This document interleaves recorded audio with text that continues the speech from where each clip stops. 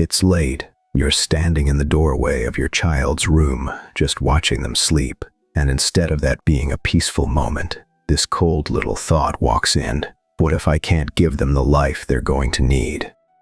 You watch that small chest rise and fall, and your mind just runs ahead, years ahead. The shoes they'll grow out of, school, the doctor, that whole world out there that somehow costs more every single day. And you start doing this terrified little arithmetic for a life that hasn't even been lived yet, and every time you run the numbers, they come out short. So you stand there in the dark, carrying it, the whole future of another human being, resting on your two shoulders. Can I ask you something? Gently. That weight you're holding tonight, are you sure it was ever yours to carry? Here's what that fear actually does to you as a parent. It takes your love, honestly the truest thing in you, and it turns it into a scale. Day after day, you're weighing what you have against what they'll need, and day after day, the scale tips the wrong way. And slowly, you start seeing your child, not just as a joy, but as a sum, a cost, a number you're scared you can't reach. And here's the cruel part. This hits hardest on the parents who love the most. Because the more you love them, the further ahead you look, and the more of that unlived future you're trying to pay for tonight, on your own, in advance. Now, I want to tell you something that steadied frightened parents for this exact fear, not money in general, but that specific dread of failing to provide for your own children, is so old and so deeply human that Scripture names it out loud. Names it directly, and in the very same breath that it names it, it answers it. Most parents carry this fear their whole lives and never once hear that answer said back to them. Let me come at this the long way round. There was a time, long before the calendars we live by now, when this exact fear grew so heavy in people that it pushed them toward the unthinkable. When a harvest failed, or one more mouth just felt like one mouth too many, there were people who harmed their own children rather than face the terror of not being able to feed them. It's a darkness we can barely stand to look at, I know, but I want you to notice what it tells us about the fear itself. It tells us this fear isn't new, and it isn't some weakness in you. It's one of the oldest weights a human heart has ever tried to lift, the fear of watching your child go without. And into that exact darkness, the oldest, heaviest form of this fear, a single sentence, was sent down. Not a scolding, not some lecture about being stronger, just an answer, aimed straight at the root of the terror. In the core AAN, in the chapter called The Night Journey, there's a verse that speaks to this fear by its true name. It says, "Do not take the lives of your children out of fear of poverty. We provide for them and for you, and you know," it's said a second time in another chapter, so that no one could miss it. Now, read that slowly with me, because every word is doing something. It doesn't say, provide for yourself and hope there's enough left over for them. It says, we provide for them and for you. Their provision gets named first, named on its own, placed in the hands of the one who made them before you're even mentioned. And that one small word, and quietly, takes apart the whole fear you've been carrying. Because see, your fear was built on a hidden belief, the belief that your child's needs come out of your bowl, that every extra mouth is a subtraction from you. But that's not what's being said here at all. So here's the thing that actually changes the way you stand in that doorway. There's a second verse, chapter 11, verse 6, that says, "There is no creature walking upon this earth, but that its provision rests upon God."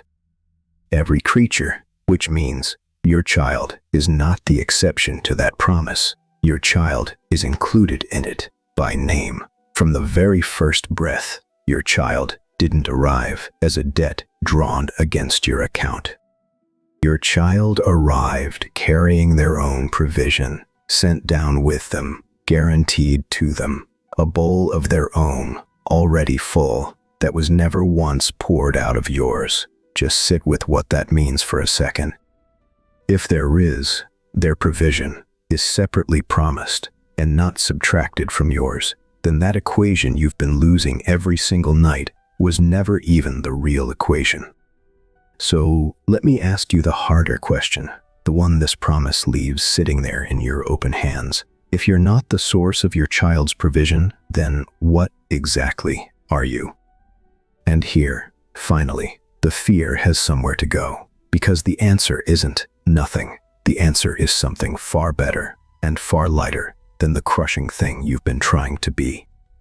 You're not the source. You're the means. Think about it. The rain isn't made by the field it falls on, and yet the field is still where the wheat grows. The provision is God's to send, but He chose to send so much of it into your child's life through you, through your work, your arms, your patience, the meals you put down, the nights you stay awake. That's not a small thing.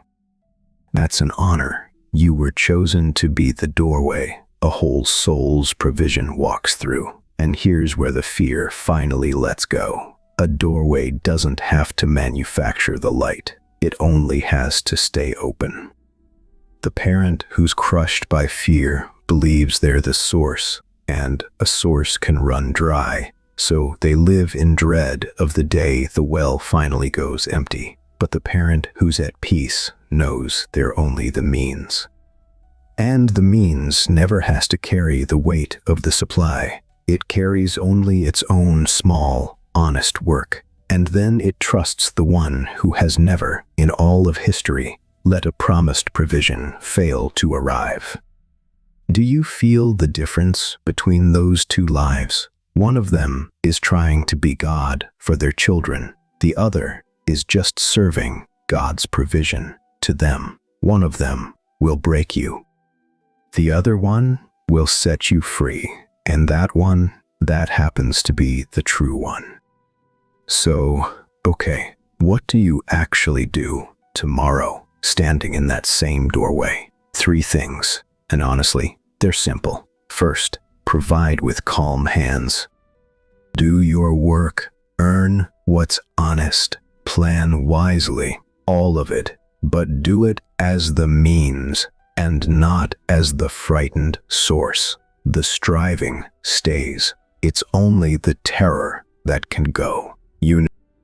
Second, make a quiet do-a for them. Their provision is God's to send, so ask the one who sends it. Ask Him for the rise gift the same way you'd ask for your own, because their share was always in His keeping and never really in yours. And third, trust what's written for them. Not with folded arms, but with an unclenched heart. You do your half in the daylight, honestly and well, and you hand Him the outcome, which was always His half to hold anyway. And that's the whole of it. Not provide for them, or they're lost, but this, serve as the means, ask the source, and set down the part that was never yours to begin with. So come back now to that doorway, and that small, sleeping face. All this time you thought you were looking at a weight, a life you had to somehow guarantee, alone, out of your own 2 trembling hands. But look again. That child was sent into this world with a promise already fastened to them, older than you, larger than you, and it does not run out on the day your account does. You were never asked to be their provider in the way you feared. You were asked to be their means, their shelter, and their love. The provision itself was never on your shoulders. It walked in with the child. So, the next time you're standing in that door, in the dark, watching them breathe, and that old cold thought comes back to do its arithmetic, let it come, and then just answer it quietly. This one is not mine to carry. Their provision was promised to them long before I ever held them. My work is to be the open hands, the honest days, the dough, AA whispered over their sleep.